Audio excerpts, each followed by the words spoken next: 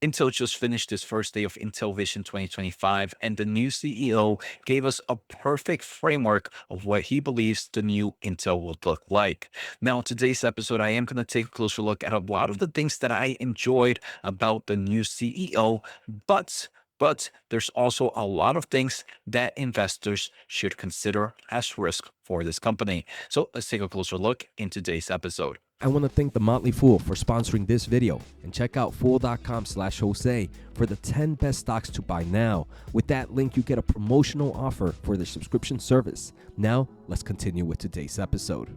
All right. So for those that are not familiar, Intel is hosting its yearly Intel Vision event. And here is where the company shares a lot of great updates for what kind of new products are coming out in forms of their data center and consumer based products. So this is not focused on the foundry business. Now, it is a 2-day event. And as we can see today, Monday, March 31st, it had the opening keynote of the new CEO, Lee Bhutan, and what he believes the new Intel will look like. And just before we look at that, I want to take a closer look at what we're going to hear on Tuesday, April 1st. And on Tuesday, April 1st, we are going to hear more about the Intel product updates. And I think here we're going to hear a lot of the updates between the consumer and the data center side. So if you are an Intel shareholder, obviously today was important with the CEO, but the product update, in my opinion, is going to be more crucial. Today was more trying to see what the new CEO would kind of say and his future thoughts of the company. I'm going to talk about it in a bit, but a few things that really caught my attention. First, he wants to make Intel back into an engineering focused company. He also wants Intel to focus and act like if it's a startup on day one. I really like that culture, as it's going to put a lot of pressure, and it kind of pushes for new innovations constantly. And that's what you want to do, right? You want to act like a startup that's about to fail and that just has the whole world ahead of itself or in front of it. So you want to keep that innovation strong. The final thing that we're going to look at a few other stuff, but the final thing that really grabbed my attention pretty heavily was that Lee Bhutan mentioned that he's here for the long term, right? He doesn't want, he wants to run this company and turn things around. And he's not here just for a few years. He believes he's going to be here as long as he can do it. So that I really liked those three main key points. Now, if you are an Intel investor, also make sure to add April 29th, 2025 to your overall calendar. So a little bit less than a month ago, this is going to be the Intel Foundry Direct event. And this is when we're going to hear more about the foundry business, which is extremely crucial for Intel's future.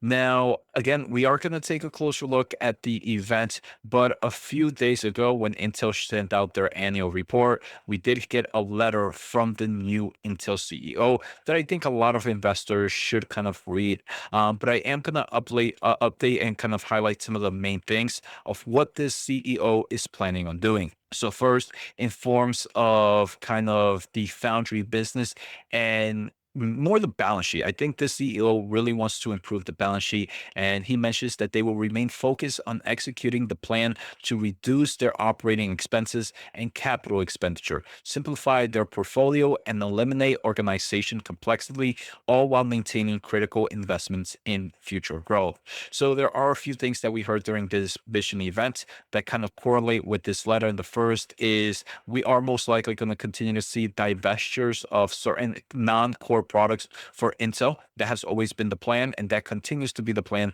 with this new CEO. We're also going to see kind of improvements in capital expenditures and expenses. Unfortunately, that might mean that certain players, certain segments might get cut off to kind of help with this reduction of workforce. Next, what I wanted to learn more about is kind of the future of Intel. And the new CEO mentions that he will further enhance the position in the CPU market for Intel this year in the consumer space with the launch of Panther Lake on their Intel 18A node. So a few things here. First, we can see that Panther Lake is coming out in the second half of the year, and we are seeing that Intel 18A is pretty healthy, as there have been a lot of reports, and 18A is a crucial node for Intel. They also mentioned that followed by Nova Lake in 2026. Now, Lee Bhutan also mentions that, hey, look, they are kind of losing in the data center space, but he is happy that Intel 6 portfolio is starting to close the gap with competitions, and they plan to build on this with Clearwater Forest to improve that and kind of re-exert themselves as the leadership with their first Intel 18A server product launching in the first half of 2026. So we can continue to see the roadmap. Now, what I really like, and this is something that we've seen maybe Intel lack is the AI space. And let me say, Lee Butan is someone that I believe is going to be very honest. He mentions honesty is super crucial and transparent. And there are certain things that he knows Intel is lacking in. And there is one position he believes Intel is completely losing in, and that is cloud-based AI data center market. And they believe that they are gonna, he wants to strengthen their position here by developing competitive rack scale system solutions, which will be the key priority for him and his team. So he really, really is pushing into the AI market. And I really do like this. Again, I'm not an Intel shareholder, but everything that's going on is coming from the greatness that I think Pat brought in the last and as being a CEO, right? Those are the changes with 18A. Those are some of these design teams. And now you're adding even more bullish sentiments and more bullish points with kind of focusing in the AI space as well. So I really do enjoy the new CEO as he is kind of following intact with what the roadmap that Pat left, which I believe was a good roadmap, and he's adding into that. Now, he mentioned that one of the first things he did when joining the company was to better understand the progress of Intel 18A.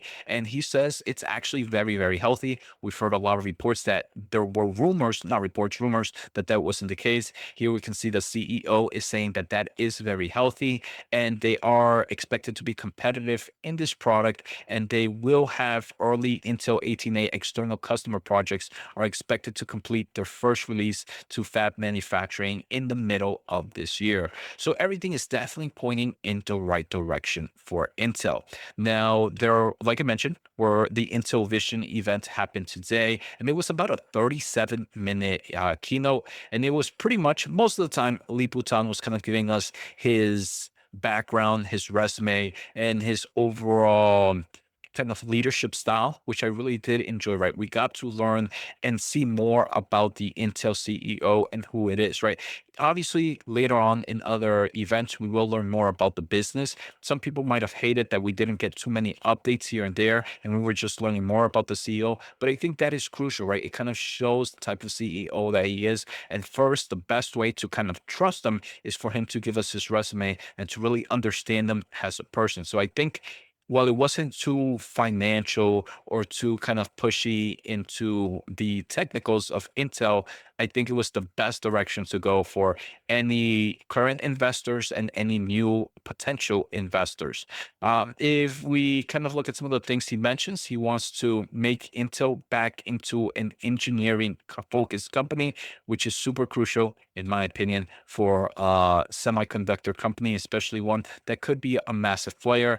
And he also, one of his number one priority has been spending time with customers. I like this a lot, right? Because obviously your management can be telling you everything you want to hear and everything's okay, but your customers are going to be the ones that are tell you what's wrong, where can you make better changes, what are the things that they want. So him kind of looking more into external thoughts about Intel can help him fuel the internal Intel a lot faster. And overall, that's going to be his overall momentum. Like we saw, 18A is on schedule, and he kind of mentioned a lot of what we read in the letter here in this key new vision. Like I mentioned, I kind of start off with some of the big points that I really did enjoy. First, he wants to go back into an engineering centric. He wants to make Intel more of a kind of startup phase company. And I forgot what was the third thing I mentioned. That he was going to be here for a long, long time. So things are definitely looking good for Intel, in my opinion. Obviously, we're going to look at some of the risk right now. But at least right now, there's at least a glimmer of hope of Intel's success. Now, before we look at the risk, make sure to check out whatthechiphappened.com, which is my daily semiconductor newsletter, completely free. The link is down below. Now, when we're looking at kind of the risk. The biggest risk, in my opinion, is competition, right? The competition is the one that's going to eat up in Intel's business market. We do see reports suggest that TSMC's successful completion of 2 nanometers trial phase, and they are expected to enter mass production by the end of this year. So obviously, a huge competition to Intel in the 18A side will be in TSMC's 2 nanometers. So this is kind of the increase of competition, and obviously TSMC has a great track record. The other thing is TSMC is also expanding here in the United States, and there are reports that in TSMC's expansion in the first time took a little bit longer. Normally it takes them about 2 years to kind of build the manufacturing plant. Here in the United States, it took them about 5 years, but they learned a lot of kind of the bottlenecks that are happening here in the United States in forms of what kind of contractors they need and so on and so forth. That they believe the next modules for these Fab 21 plants are going to be faster than the first one because of everything that they learned. So that competition there. The other competition is coming here from the server side and the client computing side. AMD just recently mentioned that their 5th-gen AMD CPUs are being powered by Oracle. We've heard various reports that AMD is gaining market share in the CPU space, in the kind of server space as well for both consumer and, like I mentioned, data center side. So that competition is still there, even if Intel improves, right? So you're going to be battling TSMC for foundry. You're going to be battling AMD for CPU in the data center and consumer space. And there have been reports, this one's pretty crazy. ARM expects a share of data center CPU market sales to rocket to 50% this year. So again, we are also seeing competition in other players in the data center market, especially as a lot of companies are developing their own data center CPU. I mean, you have NVIDIA, which is the main reason we're seeing kind of huge growth in AI servers. They're partnering it up really well with kind of their Grace CPU and eventually their Vera CPU. You also have every kind of cloud server provider have their own server CPU. At the end of the day, there's always going to be the need for, not always, there's still a huge need for x86, but we continue to see that competitive pressure. And all this is still while Intel is trying to turn things around. So while there was a lot of bullish sentiment, it takes a lot of time to shift things in the semiconductor space. I do enjoy the new CEO, and who knows, maybe I might start to look into. I got time, right? I'm not going to make a decision now, but Intel does look a little bit more attractive now with this new CEO, in my opinion.